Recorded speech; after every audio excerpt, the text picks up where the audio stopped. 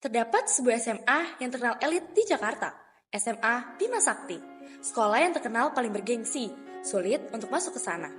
Murid-muridnya pun berkelas, hampir semuanya adalah anak pejabat atau pengusaha, bahkan konglomerat.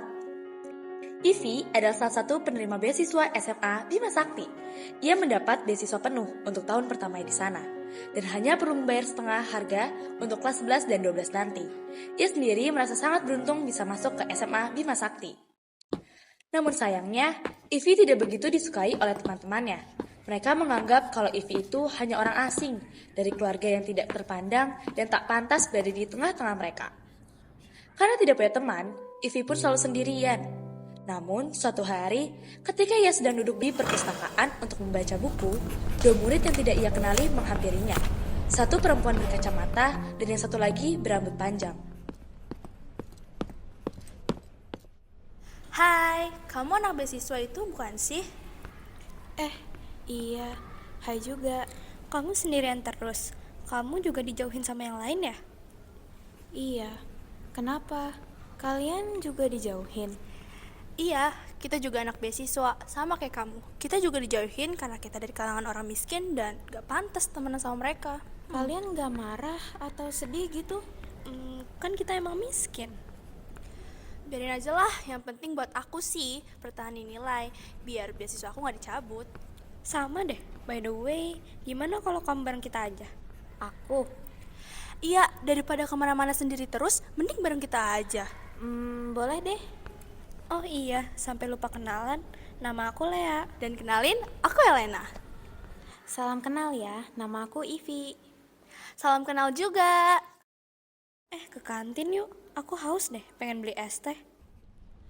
Beli es teh kok di kantin sini? Mahal, masa segelas ukuran setengah jengkal gitu aja 20.000? Udah bisa buat beli cimol di luar 4 bungkus. Haha, iya lagi. Udahlah, kita jadi luar aja. Iya deh, biar hemat. Mereka pun pergi membeli makanan di daerah belakang sekolah, karena banyak pedagang kaki lima yang berjualan di sana. Sebelum itu, mereka sudah bersepakat untuk membeli bakso Mang Ujang langganan Ivy. Sesampainya di sana, mereka langsung memesan 3 porsi bakso urat dan 3 gelas es teh. Ivi, kamu udah sering beli di sini ya? Udah hafal banget deh sama tukang jualannya. Iya, aku udah sering banget kesini dari awal masuk. Soalnya aku bingung kalau jajan di kantin, harganya gak masuk akal. Sumpah, iya banget lagi. Aku pernah nih ya mau beli ayam geprek di sana. Tapi pas lihat harganya 50.000, aku langsung gak jadi beli gara-gara uang aku gak cukup. Sama aku juga, akhirnya balik lagi ke kelas. Oh iya, ngomong-ngomong soal harga makan di kantin yang gak masuk akal banget nih ya. Kamu penasaran gak sih kenapa harga masuk sekolah kita tuh mahal banget, tapi sekolahnya pelit dan gak modal? Iya juga ya. Terus kalau ada acara sekolah, gak mau ngeluarin uang banyak. Contohnya kayak acara MPLS kita tuh. Iya ya, aku pernah dengar dari kakak kelas yang waktu itu jadi PJ kelompokku. Dia bilang kalau sekolah kita tuh pelit banget. Sampai-sampai panitia MPLS patungan pakai duit mereka dengan nominal yang cukup gede loh. Sama, aku juga pernah dengar gosip itu tuh. Kira-kira kenapa ya sekolah kita sepelit itu? Padahal kan sekolah kita termasuk sekolah unggulan. Seharusnya pihak sekolah memberikan fasilitas yang lebih buat kita dong. Guys, kalian gak tahu berita yang lagi hits di sekolah kita kah? Gak tahu tuh, emang kenapa? Yang aku denger dan yang aku tahu ya, di sekolah kita itu ada koruptor. Hah, yang bener aja. Sabar dulu Vi, aku jelasin. Nah, pokoknya si koruptor ini adalah salah satu orang tua dari tim donatur sekolah. Tapi pihak sekolah sebenarnya udah tahu hal ini. Cuma mereka terpaksa diam karena katanya diancam. Apalagi kepala sekolah kita. Beliau disuap butut mulut tentang persoalan ini. Gila banget. Kamu seriusan gak sih? Ya bener dong Vi, masa iya masalah kayak gini aku bikin-bikin. Wah, kalau ini sih gak bisa dibiarin ya. Ini semua harus terungkap. Kamu mau ngapain Vi? Kamu gak akan bisa ngungkap masalah ini. Kita aja dijauhin, apalagi mengungkap ini semua coba. Bener tuh kata Lea, posisi kita di sekolah ini cuma dianggap sebagai siswa. Bisa dianggap aja udah bersyukur. Tenang aja Vi, aku yakin ini semua akan terungkap secara perlahan kok. Iya ya, bener juga. Kita aja gak dianggap di sekolah. Duh, derita anak beasiswa gini banget ya. Aku jadi sebel sendiri. Sabar, mending kita balik aja yuk. Bentar lagi udah mau masuk nih.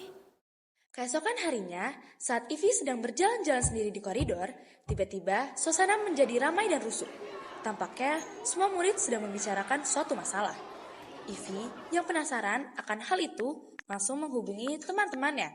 Tak perlu waktu lama, mereka pun berkumpul di dalam perpustakaan untuk membahas apa yang terjadi. Guys, sebenarnya ini ada apa lagi sih? Aku dapat info kalau ada salah satu siswa di sekolah ini yang nyebarin narkoba. Hah, demi apa? Iya, katanya si pengedar ini tuh disuruh sama orang tuanya. Karena orang tuanya ada suatu masalah gitu deh sama sekolah ini. Dan yang paling mengejutkannya lagi, yang jadi agen narkobanya itu orang tuanya loh. Wah, ini sih gak bisa dibiarin lagi. Kemarin korupsi, terus sekarang narkoba. Kalian mau diam aja gitu? Biarin orang-orang seperti itu berkuasa? Kita masih bisa berbuat sesuatu loh. Aku mau nyelidikin kasus ini diam-diam. Kalian mau ikut atau enggak? Aku ikut sama kamu, Vi. Aku udah gerem banget sama sekolah ini. Tapi kalian yakin kita nggak akan berhadapan dengan orang sembarangan loh? Le, kalau kita diam aja saat lihat sesuatu yang gak benar, kita nggak lebih baik dari mereka. Sama-sama jahat. Seenggaknya kita bisa lapor polisi kalau berhasil. Kalau gagal, setidaknya kita udah nyoba. Oke, kalau kalian ikut, aku juga bakal ikut deh. Oke, kalau gitu kita ketemu lagi di sini besok pagi untuk melihat gerak-gerik setiap orang, dan kalau ada yang mencurigakan, langsung telepon buat penyelidikan lebih dalam. Setelah itu, sepulang sekolah kita ikutin orang yang mencurigakan itu. Gimana? Deal? Deal. Oke, sekarang kita menyebar aja dulu ya.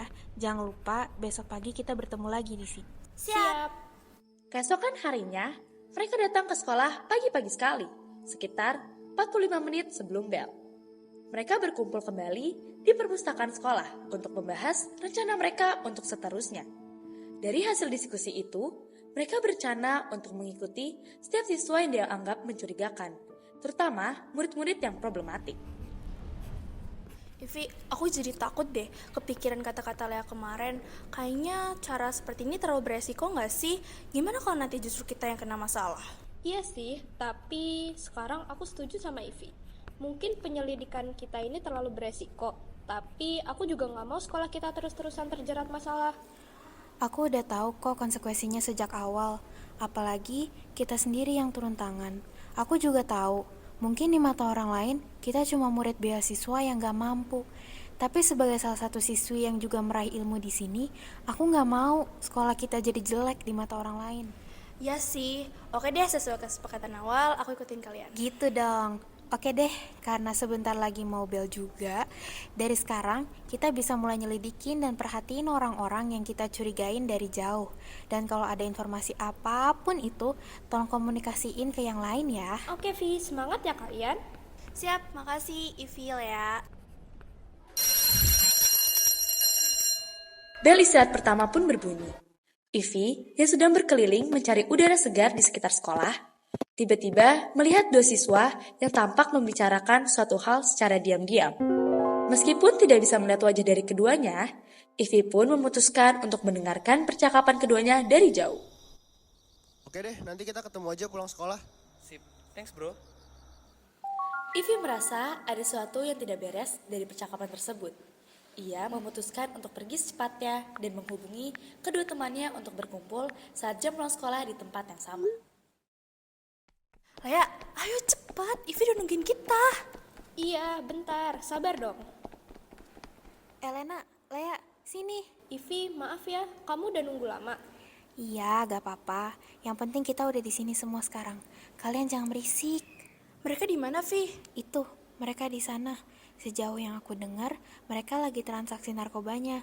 Tapi yang aku gak ngerti, kenapa siswa itu nyuruh ketemuan di... Kenapa kaleng itu jatuh sendiri? Masa dia bisa keluar dari vending machine itu sih? Isi kalengnya udah habis. Jelas-jelas itu udah dibuat gepeng sama seseorang yang minum dari kaleng itu. Terus dilemparin ke sana. Ada orang lain di sini? Apa kita diikutin sama seseorang? Atau jangan-jangan mereka tahu kalau kita dengerin pembicaraan mereka dari jauh dan kaleng itu pengalih perhatian? Mereka saling bertatapan. Saat melakukan penyelidikan yang penuh resiko, hal sekecil apapun patut dicurigai. Salah satunya, kaleng yang entah datang dari mana tersebut. Aduh, ayolah kita fokus aja sama mereka. Karena kaleng itu kita jadi gak merhatiin pembicaraan mereka tadi kan. Vi, mereka hilang. Ivy dan Lea terkejut melihat Elena yang dibekap dari belakang oleh seseorang memakai pakaian serba hitam. Namun, mereka tidak memiliki banyak waktu untuk melihat siapakah orang tersebut. Karena tiba-tiba mereka berdua ikut dibekap. Mereka mencoba memberontak, akan tetapi tenaga mereka terasa direnggut begitu saja dan mereka bertiga pun jatuh pingsan. Tidak terasa, waktu berlalu dengan cepat. 5 jam setelahnya, Ivy, Elena, dan Lea pun sadar. Hal pertama yang mereka lihat hanyalah ruangan yang gelap. Tangan mereka diikat dan duduk berkeliling di tengah ruangan. Sekarang, mereka sedang berada di gudang belakang sekolah.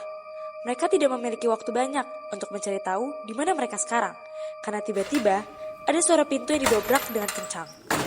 Mereka bahkan tidak mengetahui ada pintu di ujung ruangan tersebut saking gelapnya ruangan. Gimana? Mereka udah sadar? Sudah, Bu. Astaga, anak-anak ini masih kecil udah sosokan jadi detektif. Tinggal duduk diam belajar anteng di sekolah susah itu ya? Anak-anak ini sepertinya harus dikeluarkan dari sekolah. Saya nggak sudi anak saya bersekolah di satu tempat yang sama dengan pembangkang kayak mereka. Gak, tenanglah. Sepertinya mereka anak-anak beasiswa yang dibahas waktu itu. Pantes sih sikapnya kayak gini. Orang-orang gak mampu kayak kalian bisa apa? Hei, asal kalian tahu ya, yang kalian lakuin sekarang ini sangat amat berbahaya. Jangan sok-sokan kalau nggak tahu apa dan siapa yang akan kalian hadapi setelahnya. Kami nggak akan segan-segan hancurin hidup kalian kalau kalian masih aja cari tahu tentang hal ini. Arga dan Clara pun berbalik arah meninggalkan mereka. Ivy, Elena, dan Lea yang mendengar apa yang kedua orang tua tersebut katakan pun bergidik ngeri. Sebagai orang yang dianggap kurang mampu dan bukan siapa-siapa di sekolahnya, tentunya mereka menjadi takut karena ancaman tersebut mungkin saja benar dan akan terjadi nantinya. Ivy, Elena, kalian nggak apa-apa kan? Ya, aku nggak apa-apa. Tapi gimana kita selanjutnya? Apa kita harus berhenti rencana penyelidikan kita? Maaf teman-teman, kalau aja sejak awal aku sama sekali gak penasaran sama kasus ini, mungkin kita bisa belajar di rumah dengan tenang sekarang. Dan soal penyelidikan kita, iya, sepertinya harus kita hentikan untuk sementara. Nggak apa-apa, Vi. Ini juga kemauan kita sendiri buat bantu kamu. Tapi yang sejak tadi mengganggu pikiranku adalah, siapa orang-orang tadi ya? Apa mereka benar yang ngedarin narkobanya? Kalau saja benar, bisa jadi penyelidikan kita justru berhasil kan? Kita tinggal laporin mereka aja. Tapi sayangnya aku bahkan gak bisa ngeliat muka mereka. Gak bisa menerka juga siapa pemilik dua suara tadi. Bener, ruangan ini juga terlalu gelap. Aku bahkan gak bisa ngelihat kondisi kalian yang jelas-jelas ada di depan aku sekarang. Aku juga gak tahu pasti siapa dua siswa yang kita ikuti di sekolah tadi. Kalau kita cari tahu lebih lanjut, itu bisa jadi kunci yang paling besar dari penyelidikan kita. Tapi, apa daya kita sekarang? Mau nggak mau, kita harus berhenti. Ya, kalian berdua benar, pendidikan kita harus dihentikan. Mau tidak mau, mereka pun memberhentikan penyelidikan demi keselamatan masa depan mereka. Hari demi hari berlalu. Kini yang mereka lakukan hanya bersekolah seperti anak-anak yang lainnya. Namun, beberapa hari setelah mereka menghentikan penyelidikan tersebut, seseorang datang menemui mereka bertiga di halaman belakang sekolah. Ada perlu apa kamu sampai manggil kita bertiga ke sini? Kamu mau ngejek kita lagi karena kita bukan orang kaya? Gue cuma butuh bantuan kalian. Kamu butuh bantuan kita? Buat apa? Gue tahu kalian bingung, tapi dengerin gue sebentar aja. Gue korban kekerasan dari salah satu anak di sekolah ini. Bahkan beberapa bulan ini, gue harus terus-menerus masuk rumah sakit karena semua kekerasan yang mereka lakuin itu berdampak ke gue. Jadi, gue perlu bantuan dari lo semua untuk menyelidiki kasus ini. Wait, kok kamu tahu kita lagi menyelidiki sesuatu? Gue nyadar kok kalian ikutin gue kemarin. Loh, berarti kamu itu... Iya, sejak kehidupan gue kacau karena mereka, gue mulai ketergantungan. Gue gak mau kejadian ini terulang lagi ke orang lain. Itu cukup berat. Dari awal pun kami sudah yakin mau menuntaskan penyelidikan. Tapi bisa-bisa nyawa dan masa depan kita taruhannya. Lagian, kamu kan orang mampu. Kenapa gak sewa seseorang untuk jadi mata-mata? Itu sih bakal susah dilakuin. Dampak dari kelakuan mereka udah ngerusak mental gue. Sekarang pun gue udah gak bisa lepas dari narkoba. Menyewa orang lain untuk menyelidiki kasus ini tuh terlalu beresiko.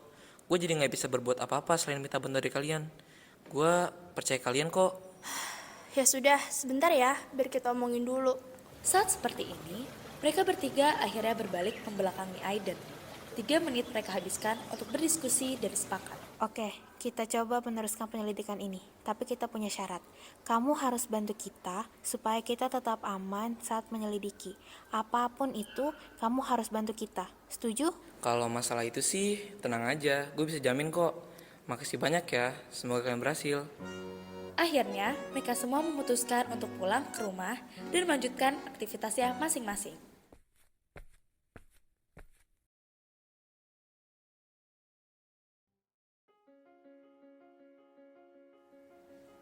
Keesokan harinya, mereka bertiga bertekad untuk melanjutkan penyelidikan. Mereka mencari informasi tentang kasus tersebut dari segala hal dan dari berbagai tempat. Bahkan, saat pembelajaran sedang berlangsung, mereka tetap memikirkan apa yang harus mereka lakukan untuk memperdalam penyelidikan. Tapi, semua yang mereka lakukan itu tetap saja ketahuan oleh seorang yang terus memata-matai gerak-gerik mereka. Berulang kali mereka diancam ini dan itu.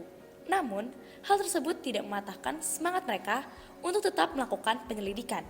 Yang akhirnya, mereka dapat menemukan titik terang dari masalah ini dan akan mengungkapkan masalah yang selama ini telah menjadi rahasia gelap sekolah tersebut. Oh iya, pas tanggal 5 Februari, Iya, aku cuma bisa ingat ada suara perempuan dan laki-laki. Kayaknya sih suami istri. Tunggu, suami istri? Kalian gak dengar namanya? Seingat aku sih, kedengarannya si istri manggil suaminya dengan panggilan Ga. Nah, itu. Kayaknya gak itu panggilan dari Arga. Mereka Tuan Arga dan Nyonya Clara. Akhirnya guys, besok kita kasih tahu ke semuanya biar mereka tahu sekolah ini punya rahasia gelap. aku harap semua yang kita lakuin sekarang bisa mengubah masa depan kita menjadi lebih baik. Setelah mereka bertiga berhasil menemukan semua bukti-bukti yang tertuju kepada yang terlibat, oleh karena itu, kini semua pelaku akan ditangkap oleh pihak berwajib dan mendapatkan hukuman yang setimpal. Lalu, bagaimana dengan murid-murid yang ikut terlibat dalam kasus tersebut? Tentunya, mereka diberikan masa rehabilitasi oleh pihak sekolah. Lalu, bagaimana dengan ketiga anak yang akhirnya berhasil mengungkap kebenaran yang terjadi? Mereka bertiga tidak lagi mendapat perlakuan yang buruk dari murid-murid di sekolah itu. Bahkan, mereka sekarang memiliki banyak teman. Kini, mereka diberikan beasiswa full di sekolahnya dan mampu menempuh masa depan yang baik.